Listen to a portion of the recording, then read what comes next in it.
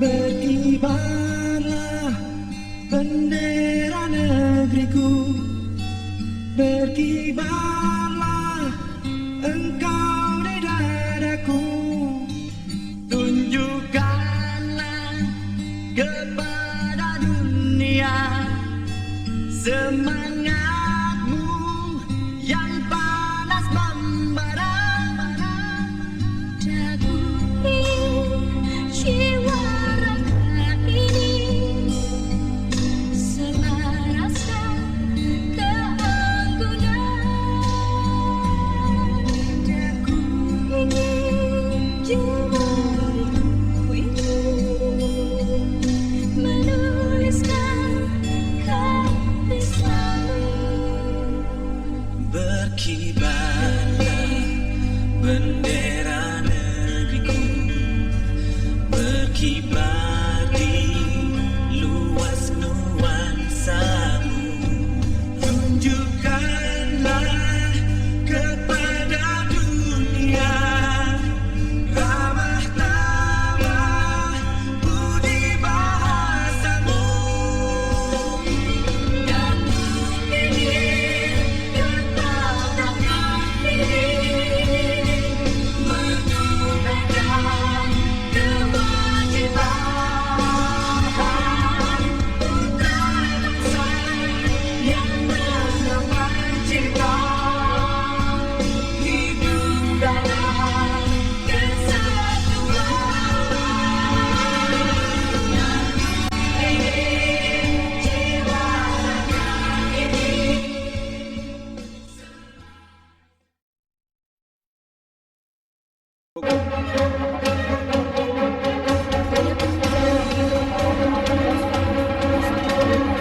Layar asing di berbagai wilayah. Rusia dengan menggunakan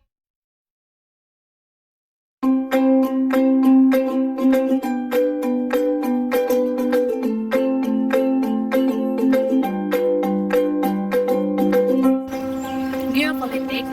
Geopolitik adalah sistem politik atau peraturan-peraturan yang wujudnya kebijaksanaan atau strategi nasional yang didorong oleh aspirasi nasional geografik. Apabila ini bisa dilaksanakan dan berhasil, akan berdampak pada sistem politik tersebut dan sebaliknya.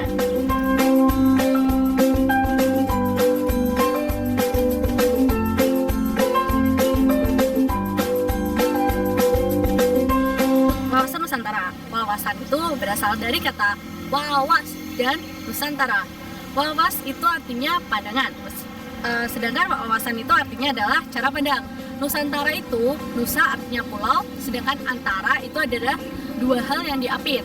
Jadi Nusantara adalah Indonesia yang diapit oleh dua benua.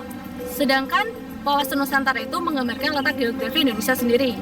Wawasan Nusantara Indonesia adalah cara pandang bangsa Indonesia terhadap dirinya sendiri, lingkungannya, berdasarkan Undang-Undang Dasar 1945, Pancasila, yang akan mewujudkan tujuan dan cita-cita bangsa Indonesia itu tersebut.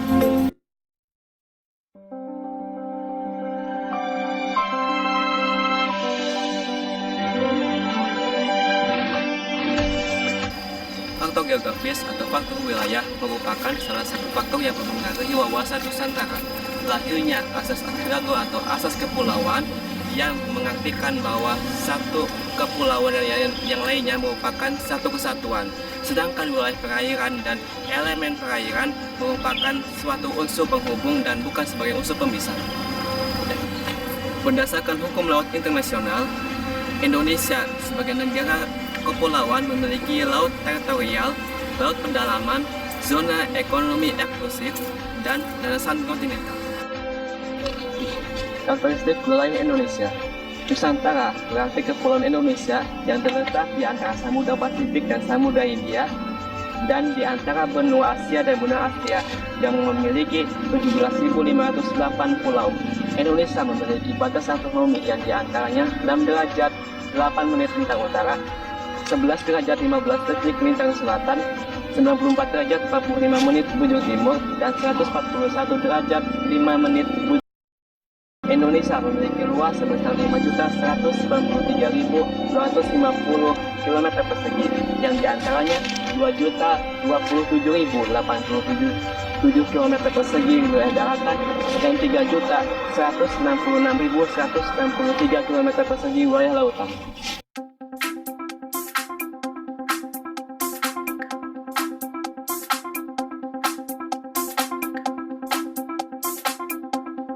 Asal mula istilah geopolitik. Pada awalnya, istilah tersebut diartikan oleh Frederick Ritschl sebagai political geography. Kemudian dikembangkan dan diperluas oleh sarjana ilmu politik asal Swedia bernama Rudolf Kjellén dan Karl Haushofer dari Jerman sebagai geographical politik. Kedua istilah tersebut berbeda arti tergantung pada titik perhatiannya dan tekanannya, apakah pada bidang politik atau pada bidang geografi. Political geografi atau ilmu bumi politik diartikan sebagai fenomena geografi yang melihat dari aspek politik. Sedangkan geographical politik atau geopolitik itu melihat fenomena politik dari aspek geografi. Pandangan geopolitik bangsa Indonesia didasarkan pada ketuhanan dan kemanusiaan luhur pada UUD 45. Bangsa Indonesia juga cinta damai dan menolak segala bentuk penjajahan karena tidak berperi kemanusiaan dan berperi keadilan. Indonesia juga menolak paham ekspansi dan adu kekuatan yang seperti terjadi pada bangsa-bangsa barat. Indonesia juga menolak paham rasialisme karena manusia memiliki martabat yang sama dan juga hak dan kewajiban yang sama. Indonesia menganut paham kebangsaan dan menolak paham Calvinisme.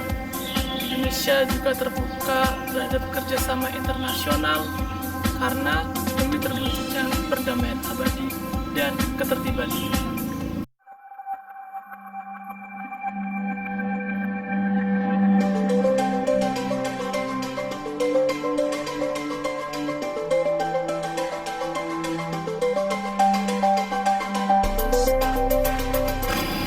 Pada masa ini, wilayah Indonesia yang baru saja merdeka meliputi wilayah batas jajahan Hindia Belanda. Sedangkan batas laut teritorialnya hanya sejauh 3 mil saja dari garis pantai ketika surut. Jadi, wilayah Indonesia pada saat itu pulau-pulau saling terpisah. Nama keren dari sistem wilayah ini adalah Ordonansi 1939.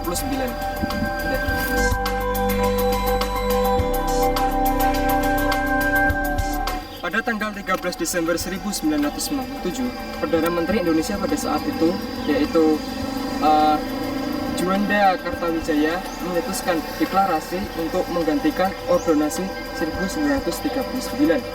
Deklarasi tersebut kemudian dikenal dengan Deklarasi Juanda. Dengan ditetapkannya deklarasi ini, laut teritorial Indonesia diukur sejauh 12 mil dari titik pulau-pulau terluar yang saling dihubungkan. Dengan demikian, wilayah Indonesia menjadi satu kesatuan yang utuh.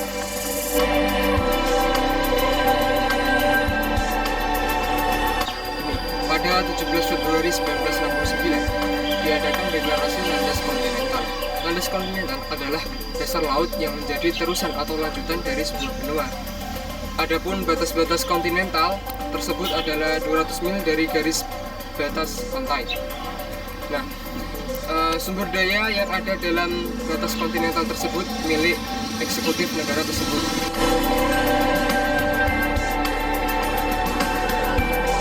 Zona ekonomi eksklusif merupakan zona yang diukur sejauh 200 mil dari garis pantai di pulau terluar Indonesia. Zona ekonomi eksklusif bukan merupakan wilayah negara pantai, namun merupakan milik internasional. Negara Indonesia berhak menggunakan zona ini untuk kepentingan ekonomi seperti eksplorasi sumber daya alam.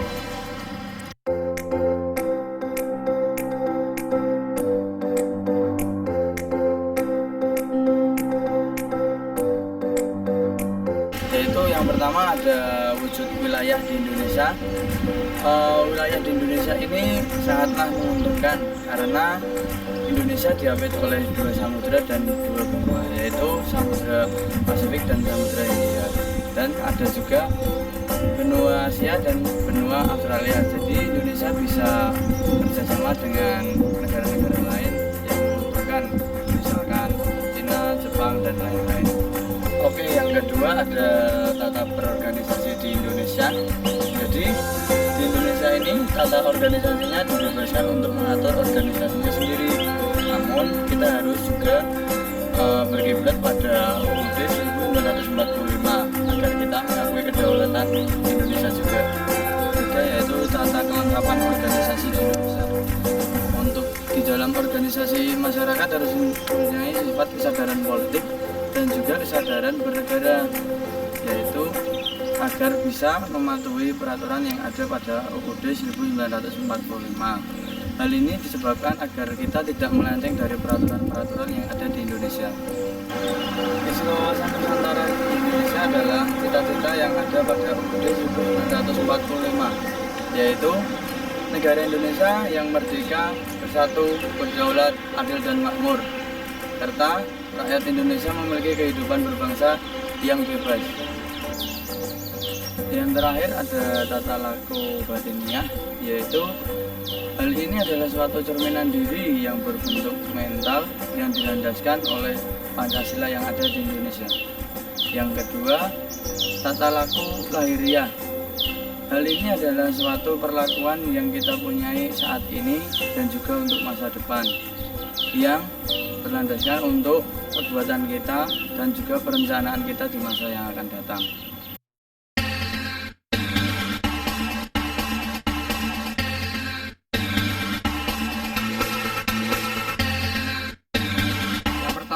Ada wawasan Nusantara sebagai pancaran falsafah Pancasila.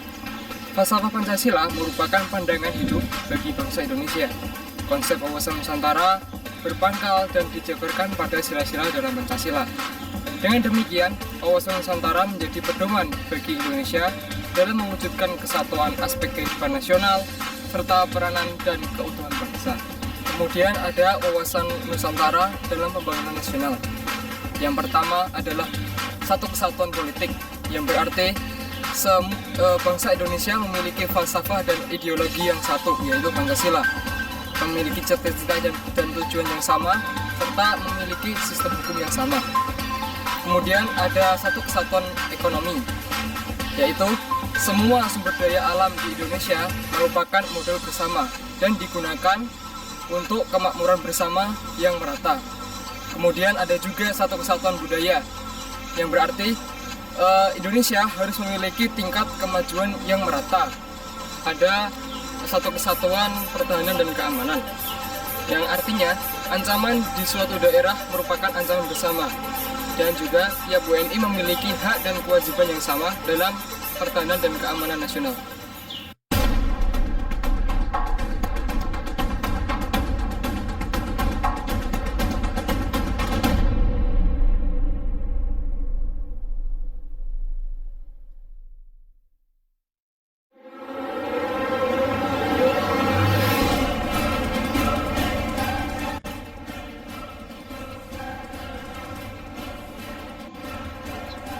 Seperti yang dijelaskan oleh Adnan tadi, luas wilayah Indonesia mencapai lebih dari 5 juta kilometer persegi, yang terdiri dari 2 juta kilometer persegi daratan dan 3 juta kilometer persegi perairan. Hal ini menunjukkan bahwa potensi kekayaan bahari di negeri ini cukup besar. Banyak hasil laut yang berlimpah, baik dalam bentuk sumber daya alam, pertambangan, maupun hasil perikanan. Namun, potensi sektor kelautan di Indonesia yang besar tidak didukung oleh armada maritim yang kuat, sehingga kekayaan dan hasil laut di Indonesia selama bertahun-tahun dijarah oleh nelayan luar dengan mudah. Kasus pencurian ikan atau illegal fishing di Indonesia menurut Badan Pangan PBB FAO mencapai 50 miliar US dollar atau sekitar 600 triliun rupiah. Dari angka itu, menurut perkiraan sekitar 1,5 sampai 2 juta ton ikan sehari dicuri dari laut Indonesia. Oleh karena itu, pemerintahan Presiden Joko Widodo sangat serius memberantas kasus pencurian ikan ilegal di wilayah perairan Indonesia. Pemberantasan illegal fishing dilakukan dengan cara menenggelamkan kapal-kapal ilegal. Alhasil, Presiden Joko Widodo mengatakan bahwa aksi pencurian ikan belakangan ini jumlahnya mulai berkurang. Bahkan dalam setahun terakhir, Kementerian Kelautan dan Perikanan atau KKP telah menenggelamkan sekitar 101 kapal asing yang tertangkap melakukan kegiatan illegal fishing di Indonesia. Berikut adalah data penenggelaman kapal ikan hasil tangkapan per Oktober 2015.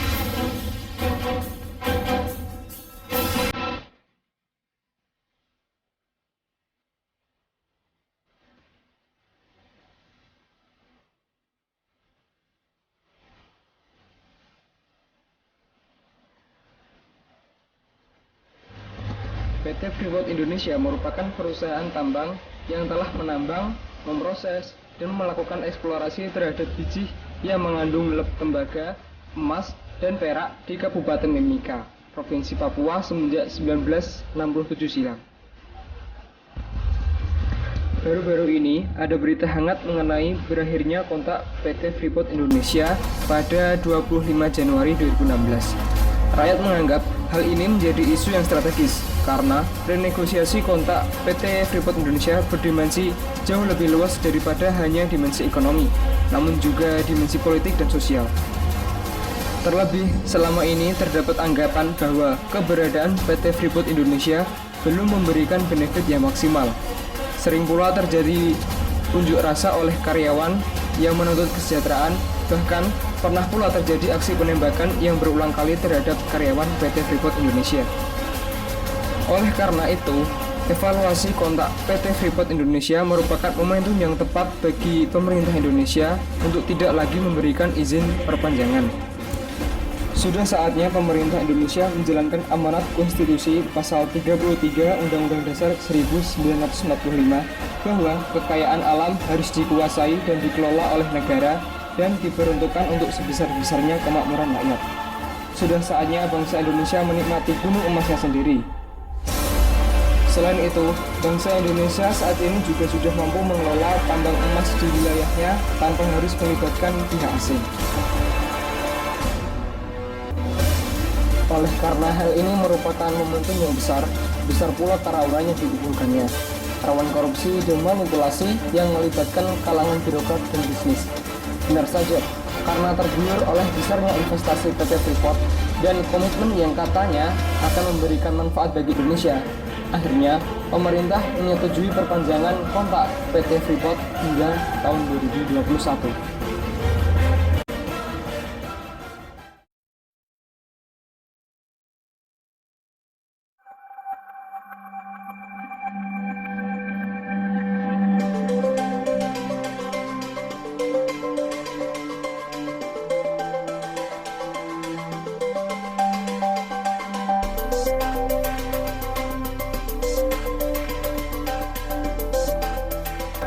Oktober 2009, Badan PBB untuk Kebudayaan UNESCO menetapkan batik sebagai warisan kemanusiaan untuk budaya lisan dan non-Mandawi. Penetapan Hari Batik diawali dengan proses nominasi Batik Indonesia ke UNESCO 3 September 2008. Tahap selanjutnya dalam proses pengakuan batik adalah pengujian retut di Paris. UNESCO menggelar pengujian pada tanggal 11-14 Mei 2009. Pada tanggal 2 Oktober 2009, UNESCO mengukuhkan batik Indonesia dalam daftar representatif warisan kemanusiaan untuk budaya lisan dan non-Bendawi di Abu Dhabi, Uni Emirat Arab.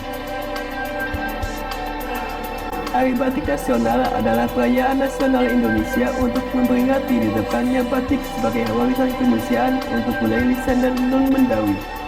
Presiden Susilo Bambang Yudhoyono pada tanggal 17 November 2009 menerbitkan Keputusan Presiden Nomor 33 Tahun 2009 tentang Hari Batik Nasional yang ditetapkan sejak tanggal 2 Oktober. Deklarasi Hari Batik oleh Presiden Susilo Bambang Yudhoyono juga sebagai upaya untuk menghapus pengklaiman yang digencarkan sebelumnya oleh Malaysia. Dalam situs resmi UNESCO ditulis batik Indonesia memiliki banyak simbol yang bertautan erat dengan status sosial, kebudayaan lokal, alam dan sejarah. Batik dinilai sebagai identitas bangsa Indonesia dan menjadi bagian penting seseorang di Indonesia sejak lahir hingga meninggal. Penetapan Hari Batik Nasional juga dalam rangka meningkatkan kesadaran masyarakat terhadap upaya perlindungan dan pengembangan batik Indonesia.